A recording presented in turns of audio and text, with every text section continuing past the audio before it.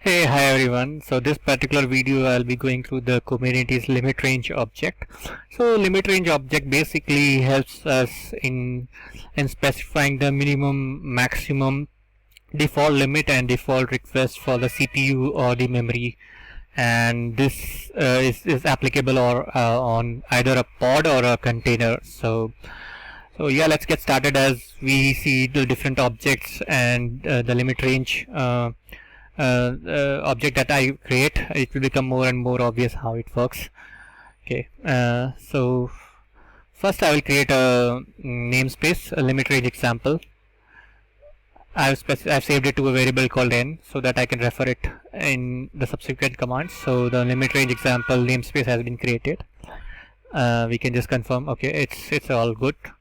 And I have three like one file and two folders for the testings. One is CPU and second one is memory, and I will test it one by one. So first I'll create the limit range YAML file.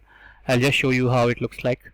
Okay, so this is the values which I have given. So this is the default limit for CPU 1000, 1024, default request 500 and 512 MI, and maximum 2000 millicore and 2 gigabyte, and same for minimum 256 and 250. So this is a pattern, like minimum is 250 around, maximum is 2000, default will be 500 around, and default limit will be around 1000.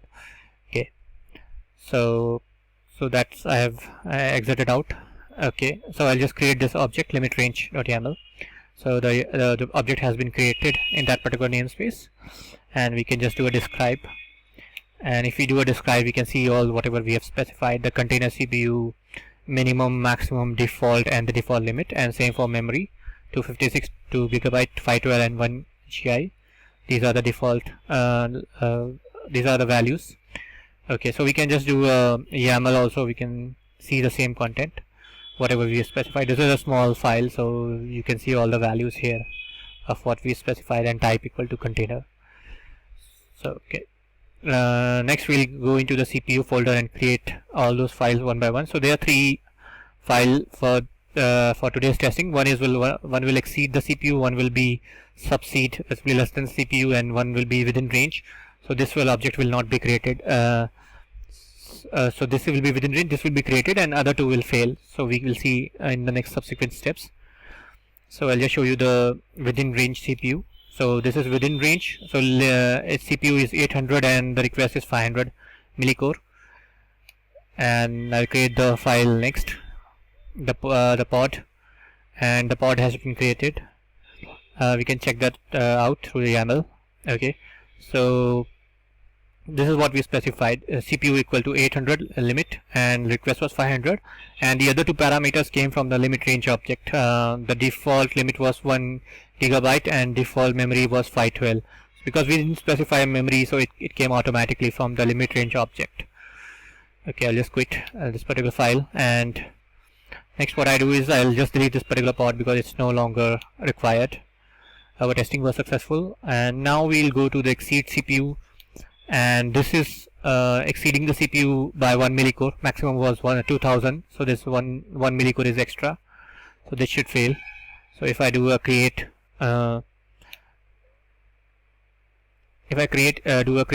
it's forbidden because maximum CPU is 2000, which is specified as 2 CPU. 2000 is the limit, and here you can see, but the limit is 2001 because what we specified in the pod YAML. So that's why it failed. Okay. So next we'll see the subseed CPU, which is like less than the requested. So here we can see requested is 200 millicore, which is less than the specifications, so it should also fail. Yeah. Okay. So if I do a create on subseed CPU pod, that also failed because minimum CPU is 250, but the requested is 100 millicore only, so that's why it is failing. Okay, so now we'll go to the memory folder and we'll do the same thing what we have done with CPU. So first file we have is within range memory. So all the limits we specified are within range 800 and 600, and I'll just quit this and create this particular file, this pod. Okay, so the memory demo pod has been created. we can check out the YAML. Okay, so when we check out the YAML, same thing, memory and default request and default limits has been set, and this CPU values 1 and 500M is coming from the limit range object because we didn't specify any CPU values. Okay, now we will delete this pod as we don't need it anymore. Okay, and now we'll do the exceed memory YAML file, and here I have specified 1000 millicore, and this should fail because maximum is 2000. So okay, I'll try to create this, and same thing, maximum memory usage per container is 2 GB, but limit what we have specified is 2100, so it has failed. It's not within the range. Okay, now we'll do the last thing, which is the subseed memory, which is so we have 250 as the minimum limit, and it's requesting for 100 millicore. 100 megabytes, so that this should also fail. So I'll exit out and try to create this subseed memory pod, and same thing, minimum memory usage per container is 256 megabytes, but requested is 100 megabytes, so it should fail. It's not within our range. So now I can I'm just doing the cleanup. I'm just deleting the limit range object. So the limit range object has been deleted, and I will just delete the namespace, and namespace is also getting deleted.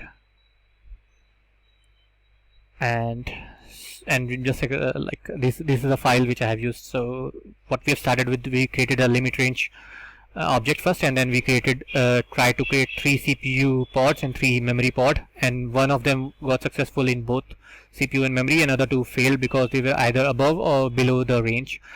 So that's it, guys. This was a quick demo on limit range object, how it works, and we have seen how it works on pod or the container. I used example of container and specify different values. So I hope you like this particular video. Please like, share, subscribe, and comment. Thank you very much. Bye.